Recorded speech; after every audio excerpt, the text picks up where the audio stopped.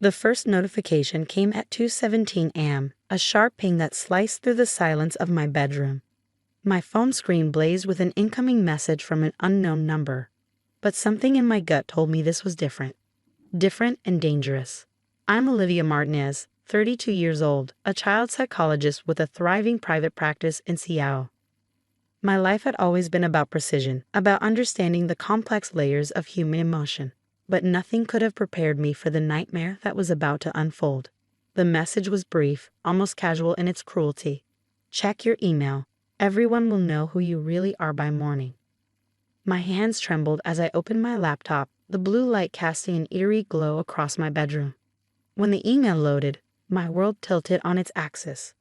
There, spread across multiple attachments, were private photographs I had taken years ago during a vulnerable time in my life. Intimate, personal images that were never meant to be seen by anyone. And they were about to be leaked everywhere. The sender was crystal clear. Victoria Stevens, my sister-in-law.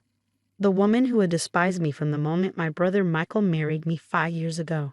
Victoria had always been beautiful in that calculating way. Perfect blonde hair, designer clothes, a smile that never quite reached her eyes. She worked in corporate marketing, always networking, always positioning herself for the next big opportunity. And she had always made it clear that she thought I was beneath her brother's league. My phone started buzzing. Text messages from colleagues, friends, notification after notification flooding my screen.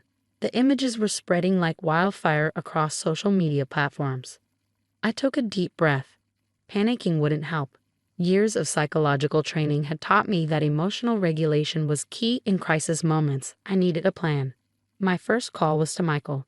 Despite our complicated relationship with Victoria, he was still my brother-in-law, and I needed an ally. Liv? His voice was groggy. What's wrong? Victoria leaked private photos of me online, I said, my voice surprisingly steady. And I need your help to understand why. There was a moment of stunned silence. She did what? I explained the situation, detailing the emails, the images, the rapid spread across social media. Michael's initial shock transformed into protective anger. I'll kill her, he muttered. This is unacceptable. But I knew Michael. His anger would be temporary. Victoria had always been his golden child sister, the one he protected and defended, no matter what.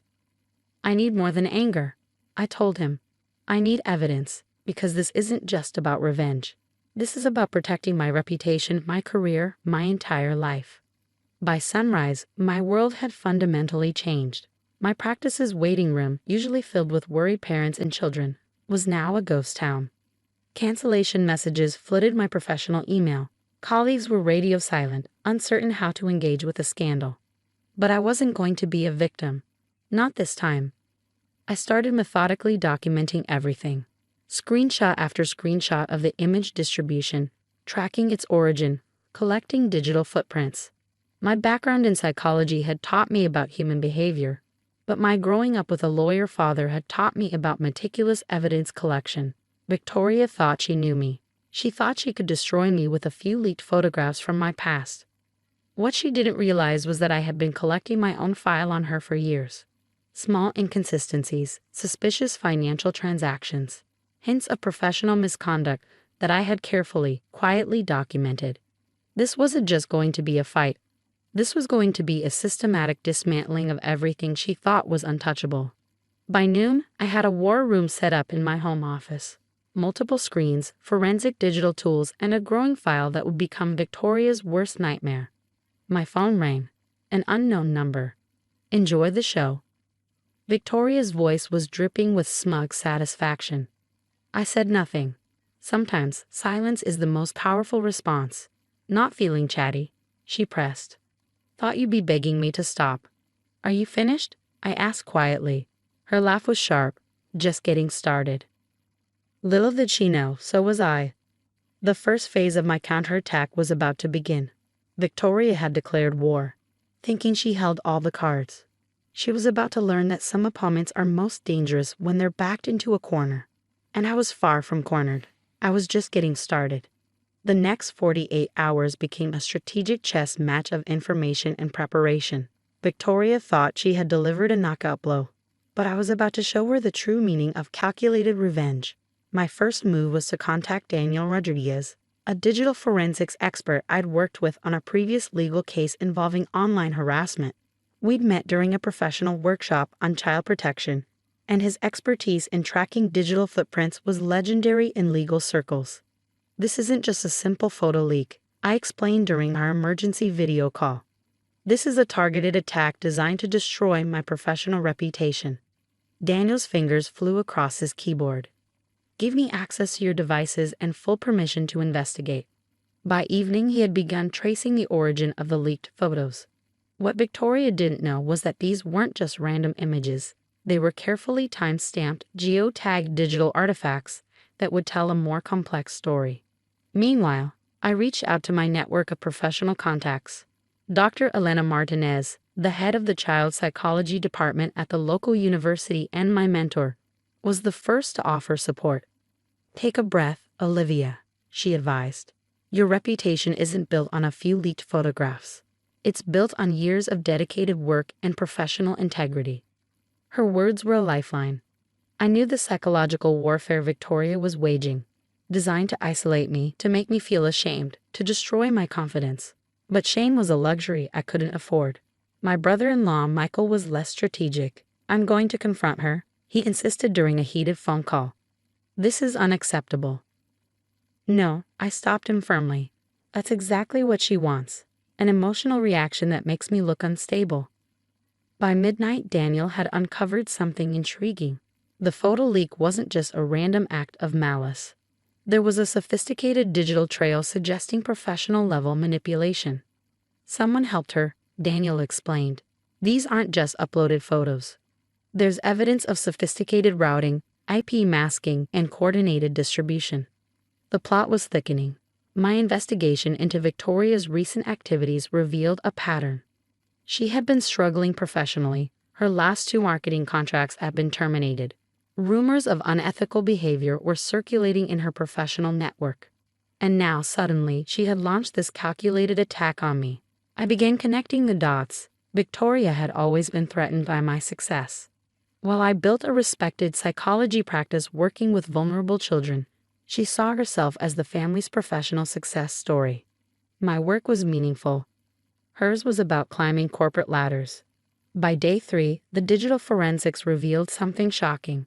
The photos had been digitally manipulated, subtle alterations that made them appear more compromising than they originally were. She spent money on this, Daniel confirmed. Professional-level editing. This wasn't a quick revenge plot. This was a planned attack. My next move would require precision.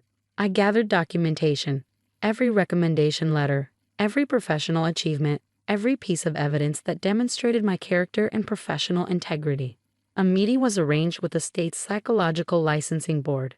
Not as a plea, but as a proactive defense. I would control the narrative before Victoria could twist it further.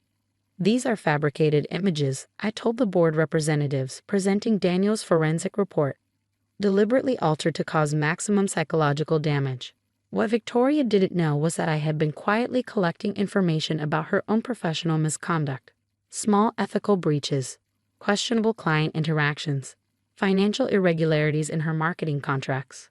My weapon wouldn't be emotional outrage, it would be methodical, documented truth. By the end of the week, the tide was shifting. The initial shock of the photo leak was giving way to questions.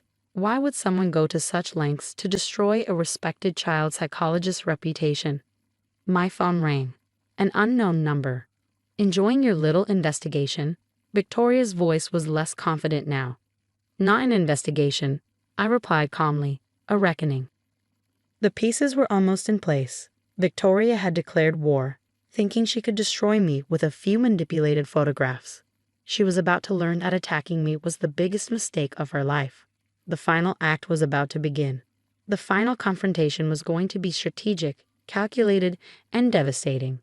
I chose the location carefully, a neutral conference room at a downtown Seattle law firm. My digital forensics expert Daniel, my mentor Dr. Elena, and my brother Michael would be present as witnesses. Victoria would walk into a trap of her own making, completely unaware of the evidence we had meticulously gathered. The invitation was simple. A formal request for a mediation meeting regarding the recent photo leak, carefully worded to pique her curiosity and sense of professional pride. When Victoria walked into the conference room, her perfectly tailored navy suit and designer heels screamed confidence. But I could see the micro-expressions of doubt flickering beneath her carefully constructed facade. "I assume this is about settling the little misunderstanding," she said, sitting down with a condescending smile. Daniel placed a folder on the table. Inside were comprehensive digital forensics reports, bank statements, and communications that would unravel her entire scheme. "This isn't about settling," I said quietly. "This is about exposure." The first blow came swiftly. Daniel presented evidence of how the photos were professionally manipulated, tracing the digital fingerprints to a private editing service Victoria had paid for specifically to create these images. "These aren't just leaked photos," Daniel explained. "These are carefully constructed digital weapons." Michael, who had always been protective of Victoria, looked stunned. The perfect family narrative was crumbling in real time. But we were just getting started. The next layer of evidence revealed Victoria's professional desperation. Her marketing firm was on the brink of collapse. She had been losing clients, facing potential legal action for unethical practices, and was drowning in mounting financial pressures. "You needed a distraction," I said, sliding bank statements across the table. "Something to draw attention away from your own professional failures." Her confident facade began to crack. Dr. Elena detailed the psychological impact of such targeted harassment. "This wasn't just a personal attack," she explained. "This was a calculated attempt to destroy a professional reputation, potentially causing long-term psychological trauma." The final piece of evidence was the most devastating. We had uncovered a series of communications showing Victoria had been planning this attack for months. Client complaints, financial investigations, and a trail of digital breadcrumbs that painted a damning picture of her true character. "You thought destroying my reputation would save yours," I said softly, "but you've only accelerated your own downfall."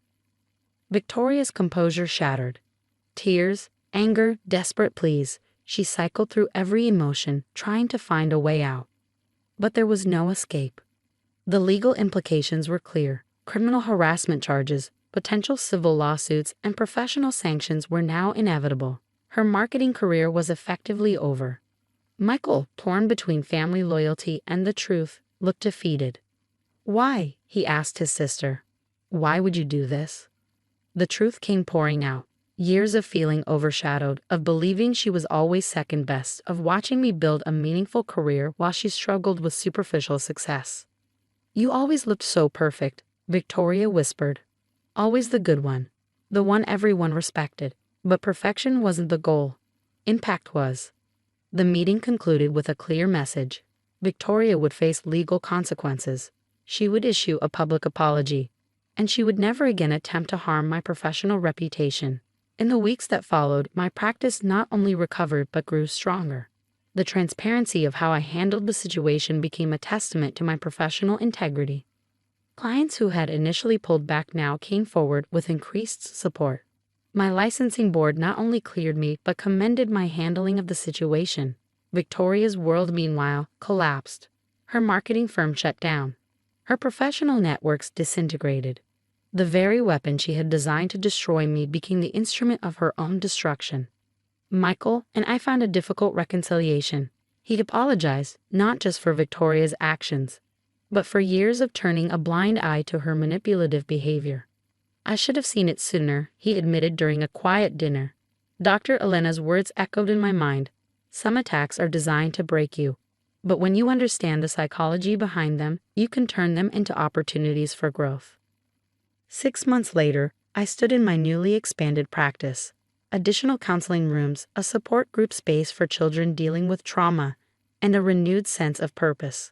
Victoria's attempt to destroy me had ultimately helped me build something stronger. The final message was clear. You can try to tear someone down, but true integrity cannot be destroyed by manipulation. It can only be strengthened.